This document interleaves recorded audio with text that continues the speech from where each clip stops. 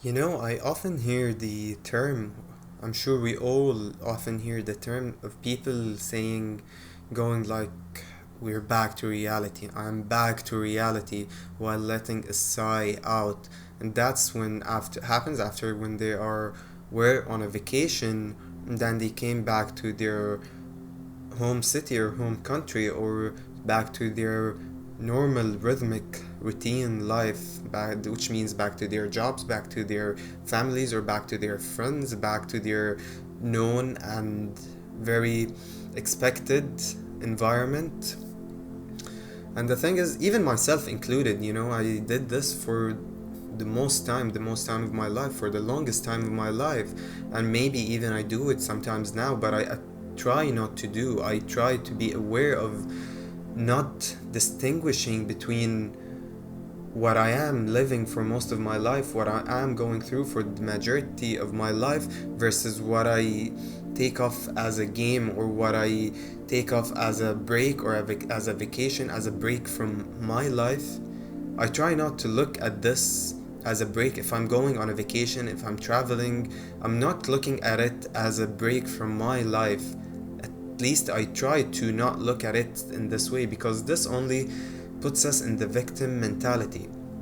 Distinguishing, between those two aspects means that you are considering your life to be not a game, that you are taking life very seriously, that this your job or your family or your environment, your known environment, you're taking it very seriously. You're taking everything going on and happening in your normal routine life very seriously, more than it deserves to be considered.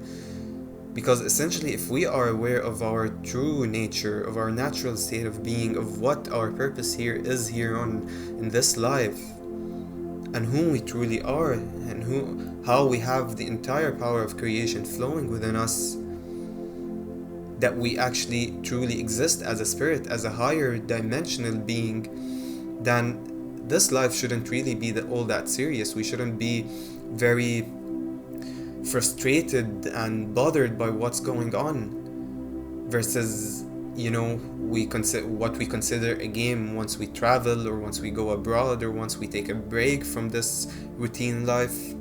Then we feel as if it's a game.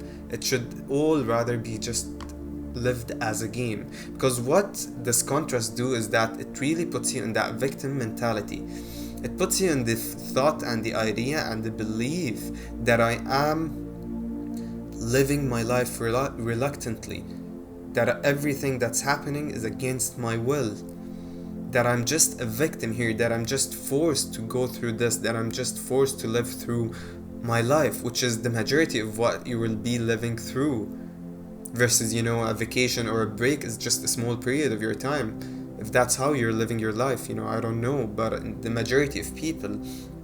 And so, if that's what we are considering, then it means that this life is absolutely not going according to how we want it to be. And now this is a really big problem, because if you're trying to create anything in your life intentionally, then it should come from within. Your external reality is a reflection of your internal reality. And so if we continue feeling in this way, if we continue aligning with the fact that we are victims, with the fact that nothing is going according to how we want it to be, and that my life is basically just all working against me, and I hate this and I hate that, I hate my job, I hate my bills, I hate my house, I hate myself. Maybe you don't even bear to sit with yourself. Maybe, every time you're back home from just an outing or something, you feel that feeling. You don't necessarily have to say, oh, I'm back to reality, or I'm back to myself, or I'm back to this boring environment, but rather you might be just feeling it. And what you're doing is that, it reminds me of a quote by Sadhguru, and it says, like, if you feel lonely in your own presence, if you feel lonely when you are by yourself, when you are just by yourself, then it means that you are probably in a bad company. And that's not to indicate or not to really incite dualism or something that you are with someone, but this is to incite that you are getting things, that you are relying dependent on external things or external people, other people, to make you feel good, to make you feel joy, to make you feel blessed, to make you feel loved, to make you happy. And this is the law of attachment, like I said in many of my other videos. But you are truly aligning with everything that you do not want, in simple forms. When you do all of these, when you feel all of these emotions, when you're back by yourself, or when you're back to your home country, or when you're back to your job, or when you're back to your routine in general, if you feel bad, if you feel as if you hate it, if you feel as if you're stuck in it, if you feel as if this is not what your life is meant to be, then you will only be aligned on this, then you will only be recreating experiences that awaken that inside the same feelings and the same emotions within you. There is a very beautiful metaphor, and it goes something like, the only word that God uses in replying to us is yes. So, and that means, whenever you say something, whenever you feel something, whenever you act in a way, God tells you, yes, you can have it. Yes, you feel this way. Yes, you have it. Yes, you don't have it. Yes, you think it. Yes, you are poor. I feel poor, or I feel unlovable, or I feel unworthy. Yes, you are unworthy. Yes, you are unlovable. I feel like a failure. Yes, you are a failure. I feel stuck. I feel bad. And what this means is that all of those things you are feeling, you will just keep recreating in your life. And this is how you remain stuck in your generational life patterns. They might be things that even your parents and their parents before them have felt. And they just pass it on to you, and you remain in this cycle of feeling. Because, all of these things, they more often than not stem back from your past experiences, probably when you were just a child, the way you grew up, the way you were nurtured and raised up. And so by feeling like this, you're actually just blocking yourself from shifting your reality. And by doing this, by feeling this way, it means that you don't even believe that you can shift your reality. It means that you don't believe that you have aligned with shifting your reality. It means that you believe that you're not aligned with the things you want. Because if you know for a fact, if you feel that you are aligned, and you know it for a fact that your life is going the way you want it to be, or it perhaps even just the thought that that you can create whatever you want at any point you want, so whatever you're going through now just feels good.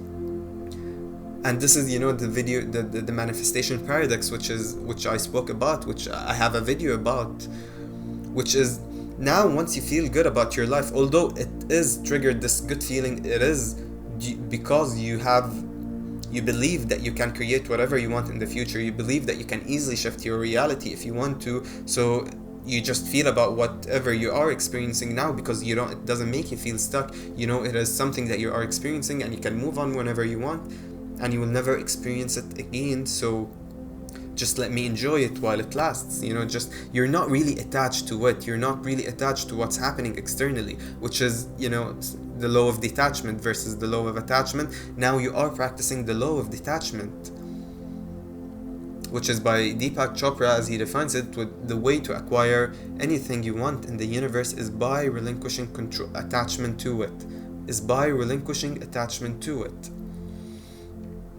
And now when you do this, you find the paradox actually comes into practice, which is by feeling good now, you actually, because you are satisfied about, you believe that you can do whatever you want in the future, then you are going to actually create whatever you want in your near future.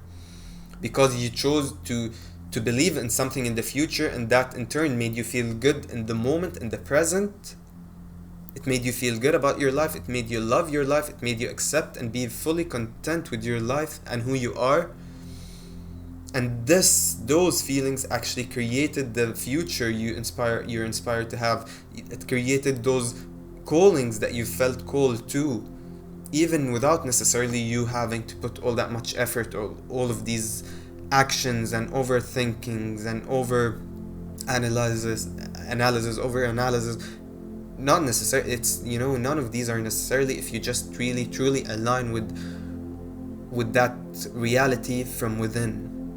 Because everything is created internally, everything externally is happening because internally. But the thing is, we're very reliant on our physical senses, physiological senses, and that means we're very reliant on actions. We're very reliant on the realistic and the practical, the pragmatistic aspect of life, which is why we feel much, much better or closer to our goals if we put that much more effort, if we work so hard towards it, if we put so much action towards it, then we feel really that we are going to achieve it. And that's why manifestations are even tied with actions. That's why you need to put some action most of the time in order for you to manifest something, because it all has to do with you actually feeling it. Once you put that action, you are going to feel that that it is about to happen, and this is actually what really creates it.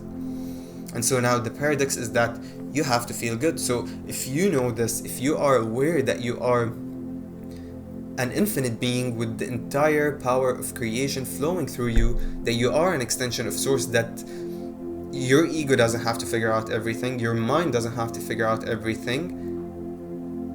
It's all just by you tuning into your true self and believing in it and intentionally put your attention to it, consciously try to create it, and then the universe, your higher self, your infinite being, source is going to assist you. Everything is going to conspire in your favor to actually create that thing into this 3D reality.